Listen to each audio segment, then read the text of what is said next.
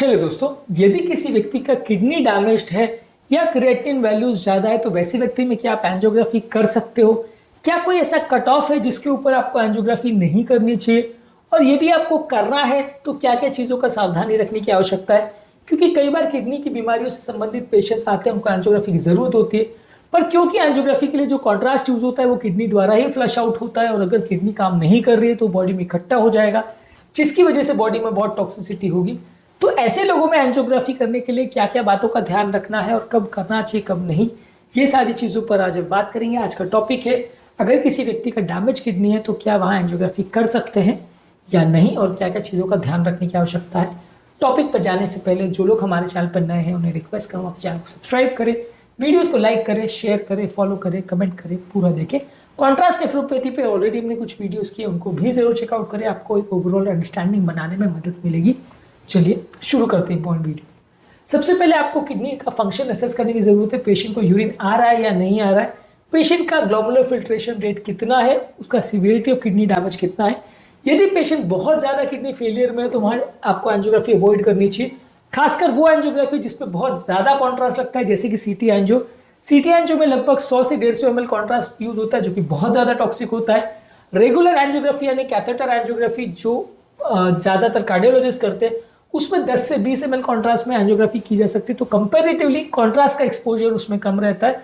तो ये किडनी के पेशेंट्स में कंपैरेटिवली सेफ है। किसी भी तरह का, किसी भी लेवल का किडनी का प्रॉब्लम है तो रेगुलर एंजियोग्राफी को ही आप प्रेफर करेंगे सीटी एंजियोग्राफी की अपेक्षा। जहां तक पॉसिबल है, अगर एंजियोग्राफी की जरूरत ना पड़े तो ज़्यादा अच्छा है, यदि जरूरत पड़ रही है तो फिर आप रेगुलर एंजियो को प्रेफर करें तो ज़्यादा अच्छा। जितना ज़्यादा किसी व्यक्ति का किडनी डैमेज है उतना ज़्यादा एंजियोग्राफी उसमें करना डेंजरस है। ऐसे केसेस में आपको अवॉइड करना चाहिए कि आपको एंजियोग्राफी ना करना पड़े तो अच्छा है। दूसरी तरह से अगर आप कंफर्म कर सकते हैं कि ब्लॉकेज है या नहीं तो ज़्यादा अच्छा है। जब काम नहीं चल रहा है तो फिर आपको एंजियोग्राफी करनी है। कोई निश्चित कट ऑफ नहीं है कि इससे ऊपर आपको एंजियोग्राफी नहीं करनी है, पर अगर 2-3 से ज़्यादा किसी का क्रिएटिनिन हो तो अवॉइड करिए।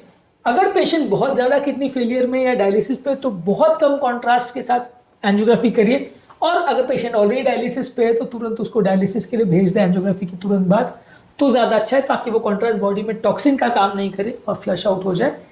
अगर किसी व्यक्ति का किडनी खराब है तो वहाँ पे आप हाइड्रेशन का ध्यान देते हैं। पेशेंट को एंजियोग्राफी से पहले, एंजियोग्राफी के दौरान और उसके बाद कंटिन्यूसली पानी पिलाते हैं या इंट्रावीनस सलाइन द्वारा उसकी बॉडी को हाइड्रेटेड रखते हैं। ऐसे टाइम पे अगर बॉडी डिहाइड्रेटेड होगी तो आपकी बॉडी में बहुत ज़्यादा मात्रा में कॉन्ट्रास्ट भर जाएगा, जिससे डैमेज होगा। तो ऐसे टाइम पे आपको हाइड्रेशन का प्रॉपर ध्यान रखना है। एंजियोग्राफी के पहले, दौरान और उसके बाद कंटिन्यूस पानी की सप्लाई मेंटेन रखनी है, ताकि ये एक्स्ट्रा टॉक्सिन जो है फ्लश आउट हो जाए।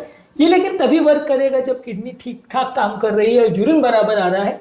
अगर बहुत ज़्यादा एडवांस किडनी फेलियर है और यूरिन बनना ही बंद हो गया है तो ये वर्क नहीं करेगा। फिर भी लेकिन मेंटेन इसको करना चाहिए। इसके अलावा आप आइसो ऑस्मोलर या लो ऑस्मोलर कॉन्ट्रास्ट, जो कि थोड़ा महंगा आता है, उसका प्रयोग कर सकते हैं। मार्केट में कॉमनली विजीपिक के नाम से आता है। ये थोड़ा सा महंगा आता है, लेकिन ये बॉडी की ऑस्मोलैरिटी से बिल्कुल मैच करता है, और ब्लड जितना थिक है एग्जैक्टली इसकी थिकनेस भी उतनी होती है, इसलिए कोई लेने के बाद इसको बॉडी में हीमोडायनेमिक चेंजेस नहीं होते, जो कि पुराने जनरेशन के जो हाई ऑस्मोलर या आयनिक कॉन्ट्रास्ट में ज़्यादा होता था, उसके कंपैरिजन में ये सबसे ज़्यादा सेफ माना जाता है। तो इसका प्रयोग करें तो ज़्यादा अच्छा है। इसके अलावा सबसे इंपॉर्टेंट चीज़ जो है कि बहुत कम वॉल्यूम कॉन्ट्रास्ट में आपको फिनिश करना है। कोशिश करिए कि एंजियोग्राफी के दौरान बहुत कम मात्रा में कॉन्ट्रास्ट का प्रयोग करें। जितनी ज़रूरत है उतने एंजियोग्राफी शूट्स लें। यानी कि एंजियोग्राफी शूट्स का मतलब ये कि एक एंगल में हम कॉन्ट्रास्ट इंजेक्ट करते हैं और नलियों को विजुलाइज करते हैं, उसके बाद एंगल चेंज करते हैं, उसके बाद फिर से कॉन्ट्रास्ट इंजेक्ट करते हैं, फिर नली को विजुलाइज करते हैं। हर एंगल में जब हम कॉन्ट्रास्ट इंजेक्ट कर रहे हैं तो उसको एक शूट बोलते हैं। अगर हमको बहुत किडनी डैमेज है और हमको बहुत लो कॉन्ट्रास्ट में एंजियोग्राफी करनी है तो हम बहुत कम शूट्स लेंगे, जितना मिनिमम पॉसिबल है। यानी राइट की नली का एक ले लिया, लेफ्ट की नली का 2 ले लिया, मिनिमम उसको करने का प्रयास करेंगे, ताकि कम शूट्स लेंगे तो कम कॉन्ट्रास्ट जाएगा, कम डैमेज होगा। इसके अलावा कुछ नेफ्रोप्रोटेक्टिव एजेंट्स जैसे N-एसिटाइलसिस्टीन और सोडा बाइकार्बोनेट के अगर इन्फ्यूजन पेशेंट को दिए जाए तो ये भी कॉन्ट्रास्ट नेफ्रोपैथी को कम करने में मदद करती है।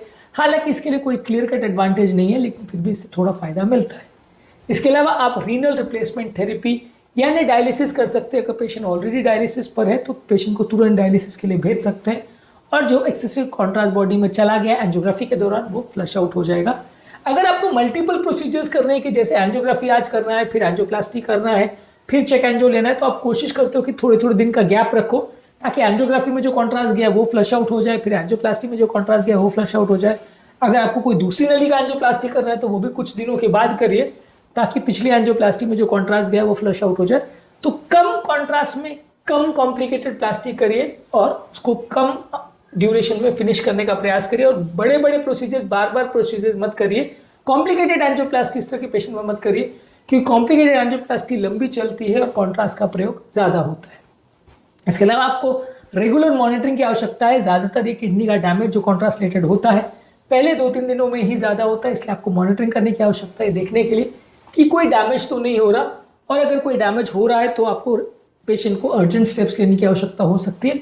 आप पेशेंट का क्रिएटिनिन लेवल बेसलाइन एंजियोग्राफी से पहले देखते हैं, उसके 1-2 दिन के बाद, उसके 5 या 10 दिन के बाद, डिपेंडिंग ऑन कितना किडनी का डैमेज है उसके हिसाब से रीचेक करते हैं, और अगर कोई डिटोरेशन दिखता है तो उसके लिए तुरंत स्टेप्स लेते हैं। इसके अलावा कुछ ऑल्टरनेटिव इमेजिंग मोडालिटीज, जैसे अगर एमआर एंजियो अवेलेबल है या अगर इंट्रावैस्कुलर अल्ट्रासाउंड अवेलेबल है, ये सारी चीज़ों का आप प्रयोग कर सकते हैं। इसमें कंपेरेटिवली कम कॉन्ट्रास्ट लगता है और ज़्यादा अच्छी क्वालिटी की, ज़्यादा बेटर इमेज मिल जाती है, तो इससे भी आपको कम कॉन्ट्रास्ट में ठीक ठाक एंजियोग्राफिक पिक्चर मिल जाता है। इसके अलावा अगर आपको ज़्यादा अगर किडनी का प्रॉब्लम है तो डेफिनेटली किडनी के स्पेशलिस्ट को कंसल्ट करने की आवश्यकता है। वो आपको प्रॉपर वे में गाइडेंस करेंगे, कितना रिस्क है, कैसा रिस्क है और क्या क्या चीज़ें कर सकते हैं, वो आपकी ज़्यादा बेटर वे में मदद कर सकते हैं, ताकि आपको ओवरऑल एक अंडरस्टैंडिंग डेवलप हो और पेशेंट की एंजियोग्राफी करनी है या नहीं, और करेंगे तो क्या क्या स्टेप्स ले सकते हैं, उसमें आपको बेटर मदद मिल सकती है। और लास्ट इंपॉर्टेंट चीज़ है कि ये सारी चीज़ों के बारे में पेशेंट को पहले से समझा के रखें कि इस तरह का प्रॉब्लम आ सकता है। कई बार ये कि अगर कॉन्ट्रास्ट नेफ्रोपैथी के बारे में आप पेशेंट को बताते नहीं है और फिर सडनली अगर किडनी फेलियर में जाती है तो पेशेंट दोषारोपण करते हैं, आपके साथ बहस हो जाती है, या पेशेंट आपको गलत वे में देखते हैं, क्योंकि उनको लगता है कि इस तरह का प्रॉब्लम हो सकता है, आपने बताया ही नहीं। तो पहले से बता के रखेंगे तो ज़्यादा अच्छा है, वो आपको ज़्यादा बेटर वे में समझ पाएंगे, और अगर कुछ प्रॉब्लम होती है तो बेटर वे में, ज़्यादा कोऑपरेटिव वे में उसको मैनेज कर पाएंगे, इसकी अपेक्षा कि वो लड़ाई झगड़ा करना चालू कर देगी, आपने बताया नहीं और किडनी फेल हो गई।